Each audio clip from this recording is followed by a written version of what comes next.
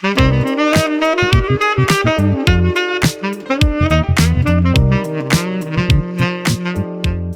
everyone, so today I want to talk about something that everybody teaches in jazz and everybody tells you to do constantly, which is transcribing. But today I want to talk about how I do it and my journey with transcriptions and how I believe you can actually do it in a much more effective way that will actually enhance your musicality and in a way that you can actually implement what you transcribe in a musical way and make it yours. So to enhance your own personalized vocabulary. So whatever you hear, right, to actually how to hear it and integrate it to your playing, understand what it is instead of just blindly transcribing.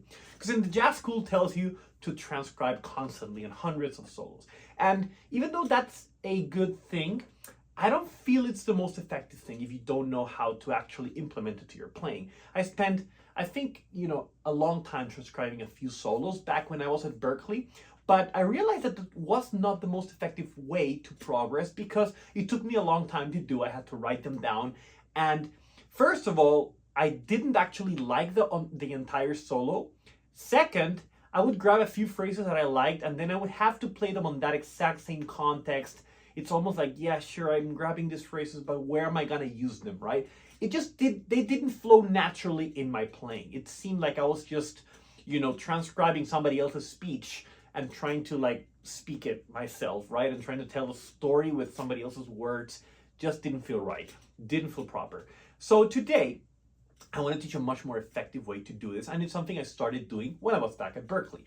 Okay, and I talk a lot about enhancing your rhythmic vocabulary and how to actually absorb things you like from the music you already love, but actually develop your own language by deconstructing those things, little phrases, little nuances, little rhythms, and implementing them on simple devices, which is what I'm going to show you today. So the way I would transcribe is I would just go ahead and play any solo or anything I want to transcribe or absorb. I would just listen to it first, just by pleasure. Listen to it.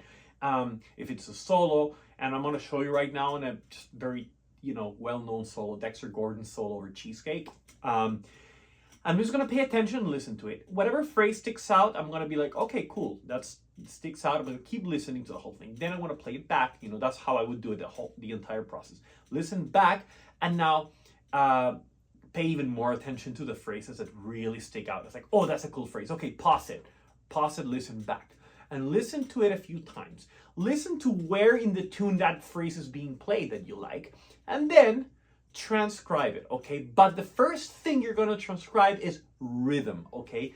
Rhythmic language. So you're gonna extract the rhythm and you're gonna sing the rhythm before you actually worry about the notes at all, just singing that rhythm. Then from there, you're gonna figure out the notes and you're gonna see the context, so understand what is going on. If it's a phrase over, like in the case I'm gonna show you now, it's over a simple D minor chord. So understand the context, okay? If it's over one chord, over two chords, and understand the overall feel of the phrase. If it does have chromatic approaches, analyze it a little bit and understand why you like it, because that's very important. It's not just the fact that you liked it and you transcribe it. Understand why you like it. For example, I personally love phrases that have really cool rhythms and chromatic approaches, right? Or chord tension, something that just moves, like phrases that move like that, groove and have chromatic approach, always grabs my ear. So I would go for that, and I understand that I like that.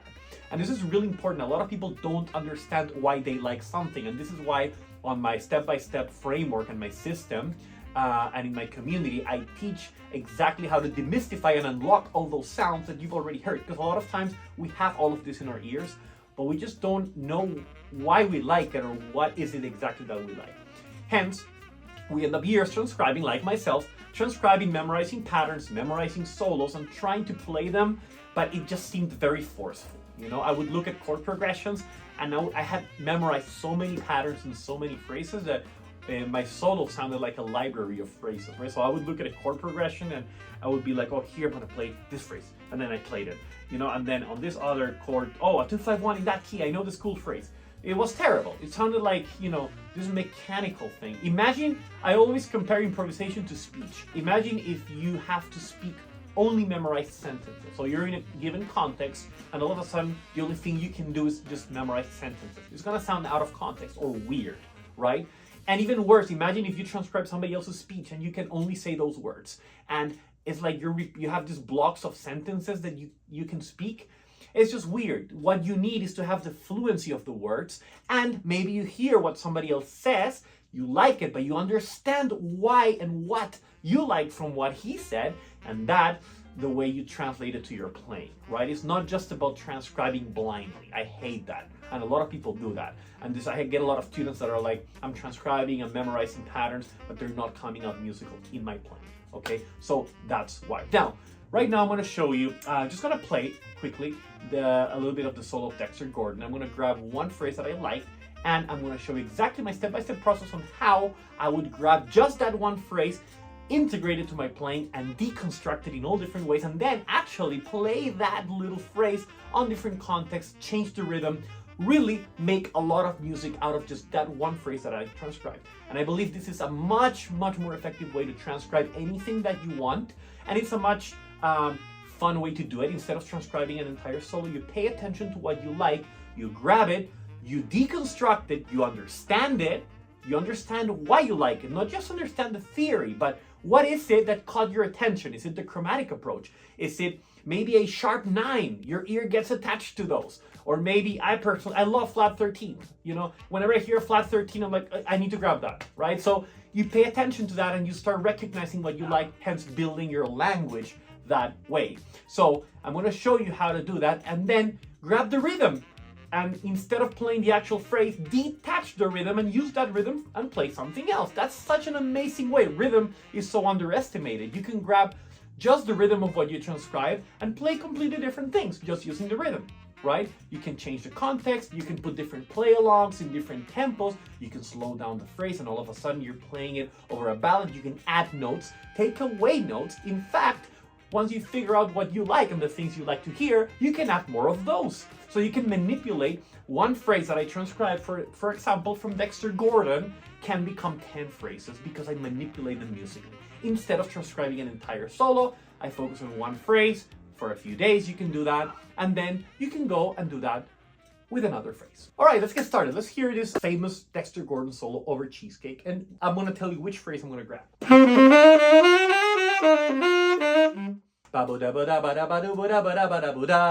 Just that. That's it. That's what I'm gonna grab. So now the first thing I do is I just sing the rhythm. I can sing the phrase as well, but I make sure I can sing it, and I slow it down. 3, 4, ba ba do bo da ba da ba bo bo ba bo ba ba ba boo ba boo da ba. Maybe just that part, right? Ba ba do bo da ba da ba do bo da ba da ba da boo da ba. Okay, I sing it at a tempo. I can change tempo and make sure I sing it many times. Don't be scared of the singing. This is what people, especially saxophone players, don't do enough. I sing it. I sing it because if I can't sing it properly and accurate and with precision, I won't be able to play it properly on the horn, right? Ba ba do bo da ba da ba do bo da ba da ba da da ba. Ba ba do bo da ba do ba da ba da ba da ba da ba. 1, 2, 3, 4. Ba ba do bo da ba do ba da ba da ba da ba. How about slow? 2, 3, 4. Ba ba do bo da ba do ba bo ba bo da da ya bo ba bo. Okay. So once you really can sing it, you understand it, you understand the rhythm, detach the rhythm. Ba ba da ba do ba da ba do bo da ba da ba da bo da ba. It's a lot of like eighth notes, right? Now you can grab and play it, figure out the notes, right?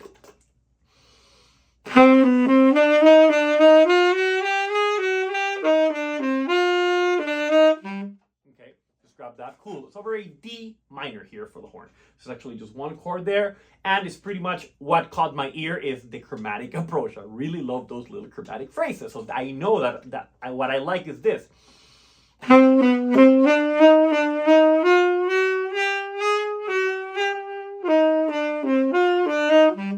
It's like playing this scale with all these chromatic approaches, and I really enjoy it, and it has the main chord tones as well. So it's like playing this, my whole concept of inversions with chromatic approaches. So I really like it. It's a very simple phrase, and I'm purposely choosing this phrase because you can, since it's over a D minor, you can put it on many contexts to have D minor. A lot of other phrases over like 2-5-1s and stuff like that can be more restrictive, but you can still do this with any phrase over any context, okay? So I got the phrase, right? And then I would just, now that I have it, I would play it, make sure I play it accurately at that tempo. Right?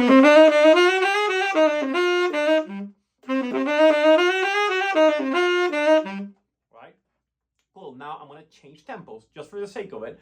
Let's play it really slow.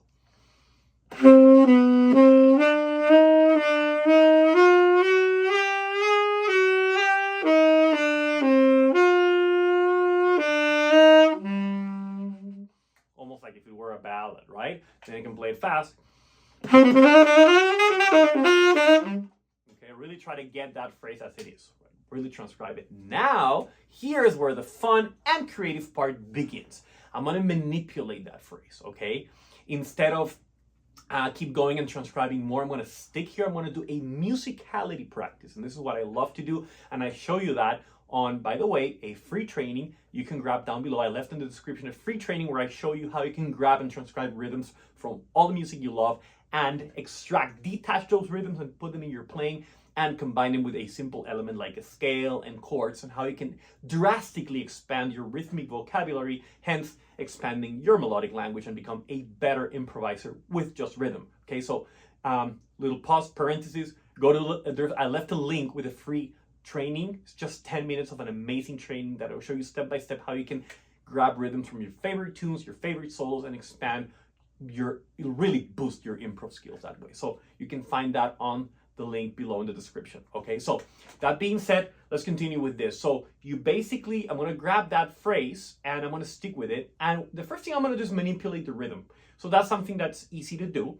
I'm gonna keep a tempo. I'm gonna not worry about the context, and I'm just gonna see how I can change the rhythm, right? So it's ba ba do bu da ba do ba do da bu da ba ya bu da ba. How about ba bu ba bu da ba do ba ba ba ba bu da ba ba bu ba bu da bu. Way longer phrase, right? But that's really cool to do. So it's almost like I'm trying to make all of these different musical statements with that phrase.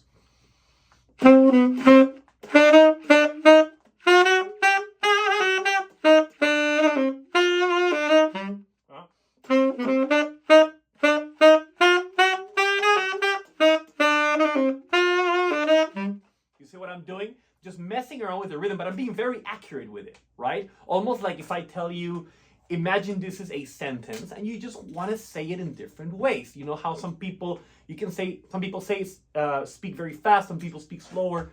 Imagine that you are saying a simple sentence like, hey, do you want to come over for dinner to my house this weekend, right? Hey, I'm grilling this weekend, do you want to come over for dinner, right? Or, hey, you know what? Do you like grilled meats? I'm gonna do a barbecue. You wanna come for dinner? Right? Makes sense? So it's like you're saying the same thing. Those things were added notes. So you can add notes as well, change the rhythm, but you can say the same thing, right? I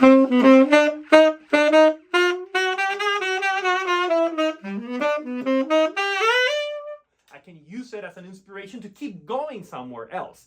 It's the same with speech. You know the words, and I can invite you for dinner in 10, 15, 20 different ways, right? You can actually start by saying, oh, I think I'm gonna do this. You wanna come over? Or, hey, you know what? I would love to come over for dinner. We're gonna talk about, anything. Like you can say things in different ways. So you can grab that phrase and imagine it's a statement, like a speech, you're saying a sentence, or think of it as a context, you're saying something specific, but try to say it in different ways, add notes, take away, mess up with the rhythm.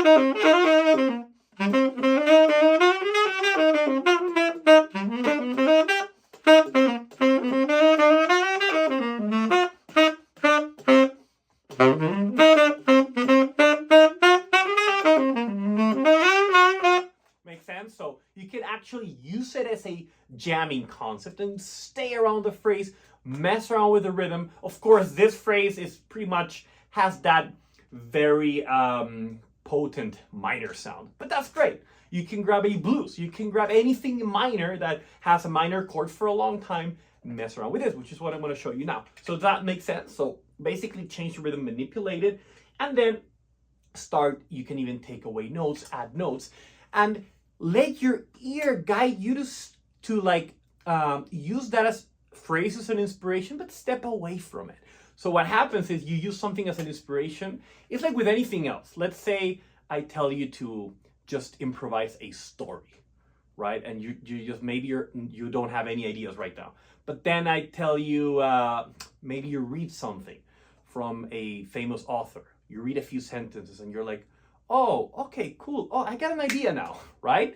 So that's the same thing. And from that idea you build, and it becomes so much easier to build from that idea. So this is the same thing. Use these transcribed phrases as inspiration to boost your own language. Don't just copy them for the sake of copying them, right? Copy them first and then use them as boosters. So now I'm going to grab the phrase. Let's say I'm going to play it slow. I'm going to grab a very slow context.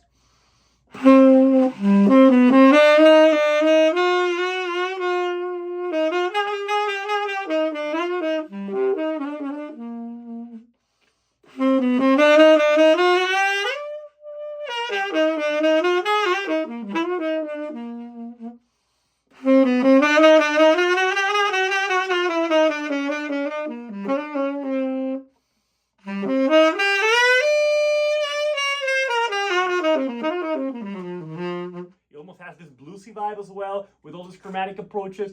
You can use that phrase and then play other things that you already know how to play, right? How about I know it's in D minor. How about I mess around with the D minor scale or D Dorian scale or whatever, and I use this phrase around it as an inspiration.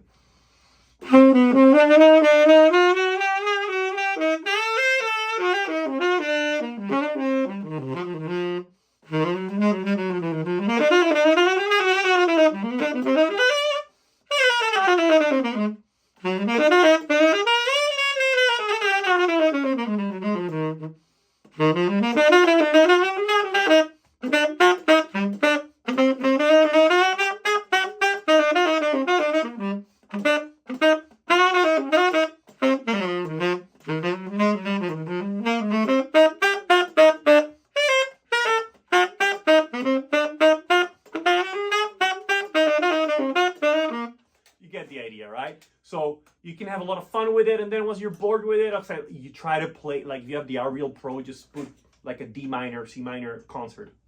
Vamp, put it as a jazz ballad, as a bossa nova, right? Put it in many different styles, and you can play, you know what I mean? Like you can start playing the same phrase and see how you can accommodate it over different styles, play it slower, expand the notes, right?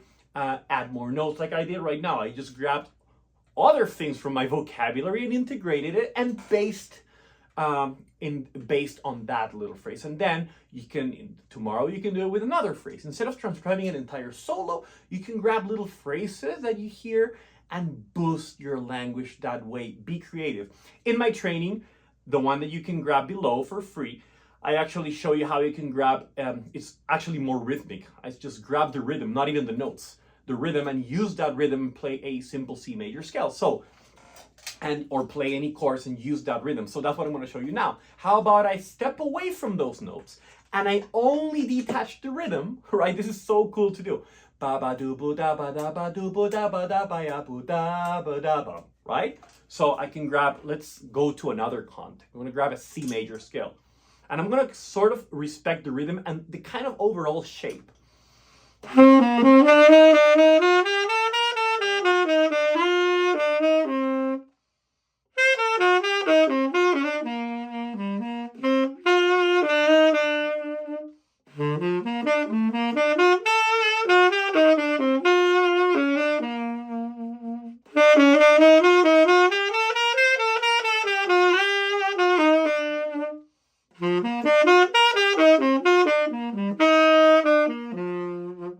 See the idea? You grab that rhythm, and this one is probably not the best example of that because it's a lot of eighth notes, but you can grab rhythms that are shorter. You can even take away. How about instead of ba ba da ba da ba da ba do bu da ba da ba ya bu da ba, I do ba ba do ba ba ba da ba da bu da ba ba do ba ba bu da ba da bu da ba do ba ba bu da ba ya bu da ba do ba ba bu da ba ya bu da ba.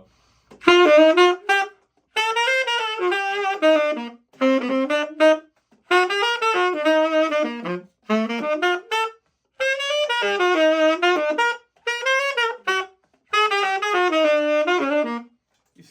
see what I did there? I grabbed the rhythm and then maybe just taking away one or two notes. It's so cool. It's an entirely different rhythm. So you see how now I can stay for an entire practice session building from one phrase as my musical inspiration, but now I'm ending up in completely different ways. I'm even grabbing a C major scale, other things, but I'm using that as an inspiration. Does that make sense? Then you can transpose it. Sure, transposing a phrase in all 12 keys is effective, but if you're only transposing them for the sake of transposing them, they're not going to come out musical in your playing. I'd rather you just transpose it to like 2 other keys and mess around with it, right? So if like I take the same thing to E minor,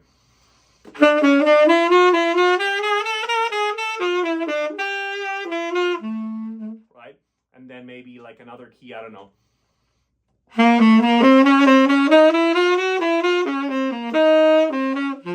Maybe grab 2 or 3 keys where you really like to play that phrase on. Maybe you're playing a blues in C next week or something like that. You can grab that phrase. Don't just go ahead and do it in A flat minor just for the sake of it. Just start doing things that will be musical to it. And now what you can do, once you have 3 keys or something like that, you can now improvise a cappella and just mess around with that phrase, change rhythms, and change the keys, right?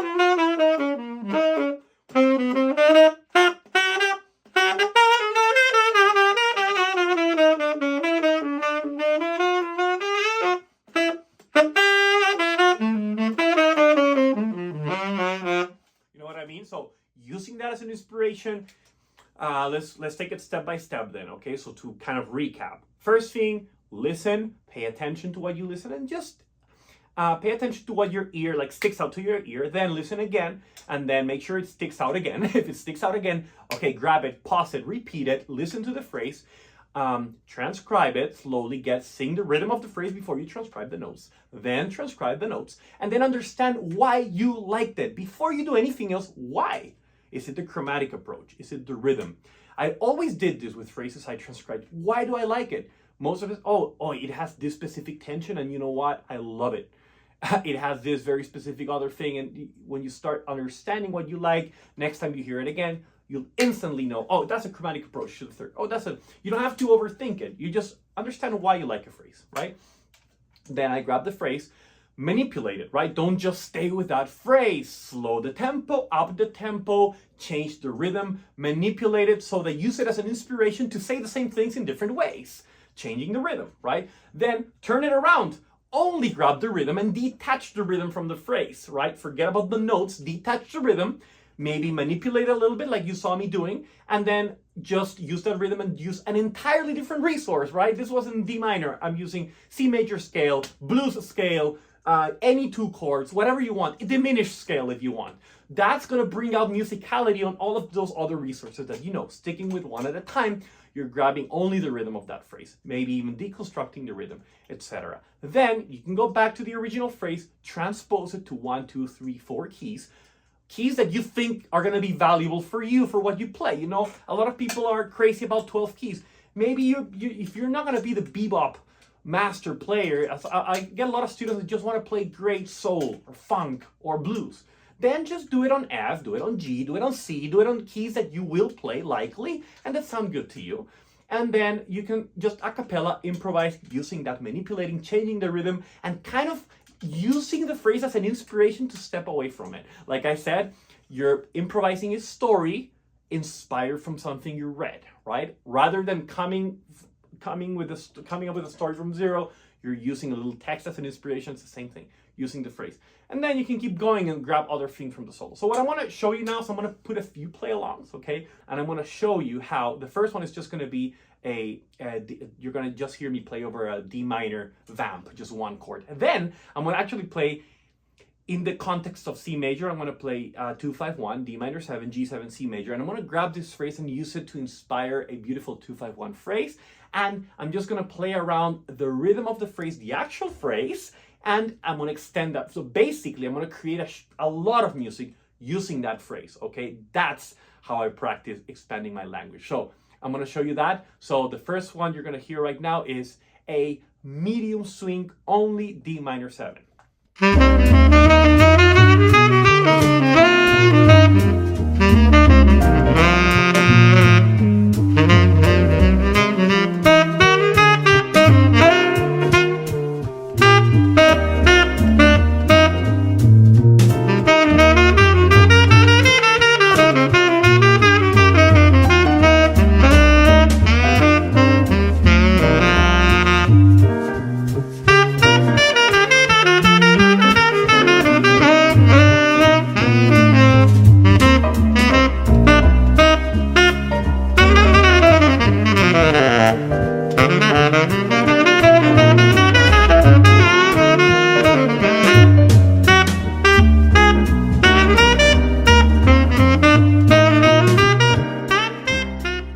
Okay, great. Now this next example is D minor 7, G7, and C major 7 on a jazz ballad context, so 2-5-1, using this phrase as an inspiration. Let's go.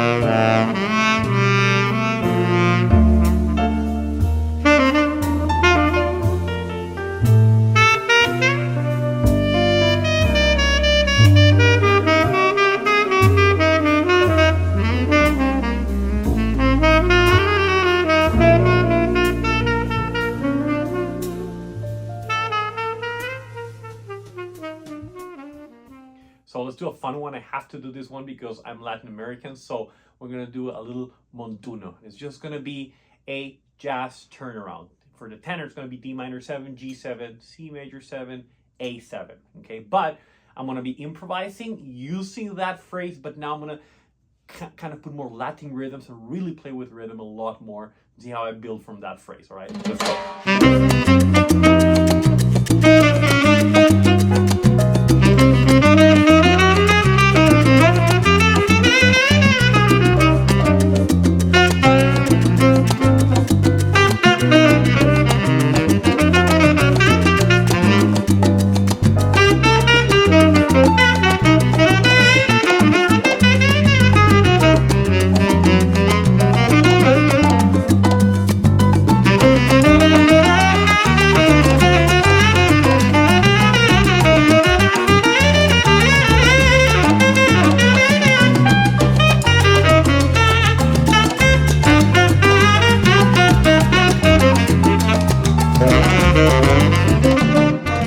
Okay, finally, why not a little funky context? Just gonna be a 2-chord loop. D minor 7, G7, D minor, like a Dorian kind of thing. And I'm gonna use this phrase as an inspiration among the blues scale and other devices.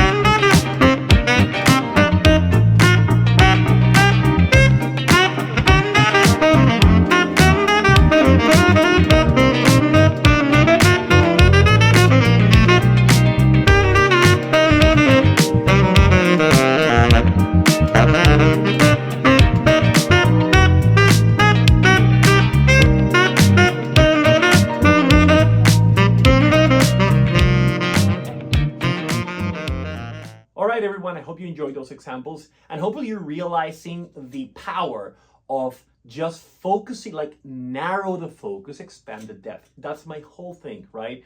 That's everything I do on my Improv Mastery Circle with my private coaching students. Everything I teach, the message is really narrow the focus. We want to do too many things at the same time. We want to transcribe an entire solo. We want to practice 15 things on the same practice session. We never get good at anything. And that happened to me. I was building technique, but I was not building musicality. And it's not your fault. A lot of students feel they're not musical. It's really wrong. We all have music in us. It's just you've never been taught on probably the right way to unlock the musicality. And I tell you this because I do consider myself a very musical person, but there was a time where I was just not being able to play musical because I thought it was all about memorizing. And I feel like a lot of school teachers used to memorize and like to build, like, learn new things rather than build a musicality with even basic things. You don't need, like, I wish I could go back to when I was starting playing the saxophone the first week where I was playing Now's the Time with my tenor. I learned a G blues scale, that was it. And I was just playing ba ba do ba do ba do ba do ba do. Or I wish I could go back and be like, hey man, you know what? Stop, listen, sing this basic rhythm. Ba ba do ba ba ba ba do ba ba. Now sing it, and now use the scale, but use that rhythm and attach the rhythm. Ba ba ba ba ba ba. And change shapes and figure it out. I would have understood the concept of rhythm as such a musical power. A lot of times, as saxophone player and single line instruments, we don't think on melody and rhythm as the same thing. We think of them as a separate thing. And it's the same thing. You cannot have a melody without rhythm. That does not exist. It's just a random collection of notes. So think about this. It's the most primitive thing. Everything in melody starts with rhythm. Okay, so I have a bunch of other YouTube tutorials, and you can find them right at the end of this video. I'm going to share some with you. Teach you about rhythm. I teach you about how to really break down simple things. Just grab 2 chords and massively grow your language with that. But the main thing I want to invite you is I have a free training, and you can go down below, okay, and watch it. It's just a 10-minute quick training that's going to show you exactly how you can detach rhythms from any music that you like and instantly apply it to a simple resource, boosting your language very fast. So go to the link below and you're gonna find that. I also left a link to my Improv Mastery Circle. If you're interested, this is my exclusive private community that's gonna help you drastically boost your playing, all right? And if you like today's video, please make sure to subscribe, turn on notifications. I post a tutorial every single Tuesday. And please leave in the comments what would you like to see next. And also leave in the comments if you found this useful. I really appreciate you, and a lot of cool things coming up your way. Thank you so much. See you in the next video.